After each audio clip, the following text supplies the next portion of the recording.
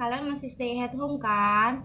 Nah, biar nggak bosen, kali ini aku akan ngebagiin materi supaya kalian bisa menjadi referensi di rumah. Yuk, disimak.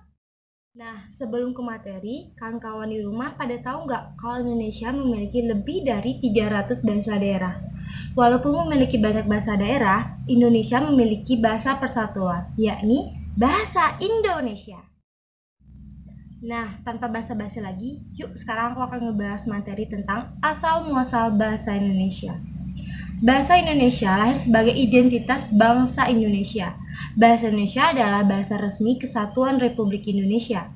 Dari sudut pandang linguistik, bahasa Indonesia adalah sebuah variasi dari bahasa Melayu.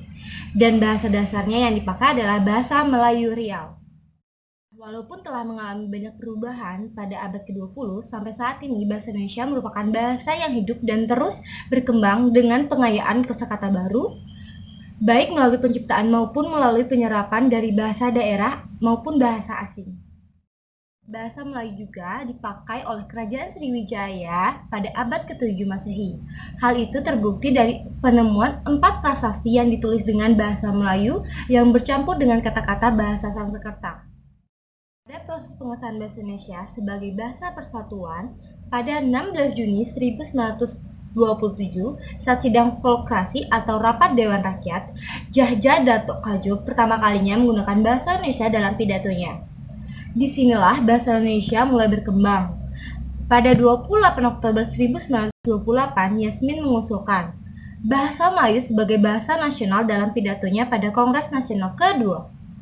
Bahasa Indonesia secara resmi diakui sebagai bahasa persatuan bangsa pada saat Sumpah Pemuda. Singkatnya, pada tanggal 25 sampai 28 Juni 1938 dilangsungkan Kongres Bahasa Indonesia pertama di Solo. Dalam proses kongres tersebut menghasilkan bahwa usaha pembinaan dan pengembangan bahasa Indonesia telah dilakukan secara sadar oleh cendekiawan dan budayawan Indonesia. Pada 18 Agustus 1945, setelah 1 hari menjelang kemerdekaan, ditandatanganilah Undang-Undang Dasar 1945 pada bab 15 pasal 36 ditetapkan secara sah bahwa bahasa Indonesia adalah bahasa negara. Nah, tadi singkat cerita tentang sejarah dan pengasahan bahasa Indonesia. Selanjutnya aku akan menerangkan materi perkembangan ejaan bahasa Indonesia sampai saat ini. Sehubungan dengan perkembangan ejaan setelah Melayu ditetapkan menjadi bahasa Indonesia, yakni muncul ejaan baru, yaitu ejaan Republik, Pembaruan, ejaan LBK, ejaan EYD, ejaan Melindo, ejaan EBI. EBI ini adalah ejaan bahasa Indonesia yang paling baru. Nah, aku akan ngebagiin sedikit kutipan penjelasan dari ejaan sampai saat ini. Ejaan Pembaruan. Melalui Kongres Bahasa Indonesia II di Medan Perang pada tahun 1994, membuat standar satu fenom, satu huruf. Selain itu, tanda hubung juga tidak digunakan dalam kata berulang yang memiliki makna tunggal. Selanjutnya, ejaan Melindo. Ejaan ini bertujuan untuk menyeragamkan ejaan yang digunakan oleh dua negara. Secara kanya Indonesia dan Malaysia biasanya mirip-mirip gitu. Tapi sayang, ejaan ini pun gagal diresmikan akibat ketegangan politik antara Indonesia dan Malaysia saat itu. Selanjutnya, ejaan baru atau LBK.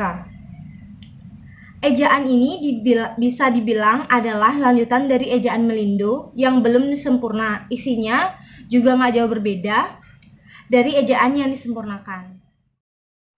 Nah, selain berkembang dalam ejaan, bahasa Indonesia juga mengalami pembaruan dalam teknologi. Nah, aku ingin mengajak kalian, mari menggunakan bahasa Indonesia yang baik dan benar untuk suatu identitas negara, yakni negara kita, Indonesia. Nah, sekian informasi tentang asal-muasal bahasa Indonesia dari aku. Untuk kalian masih ada di rumah, tetap stay at home, dan jangan lupa tetap makan dan minum teratur. Sampai jumpa di kampus, kawan-kawan.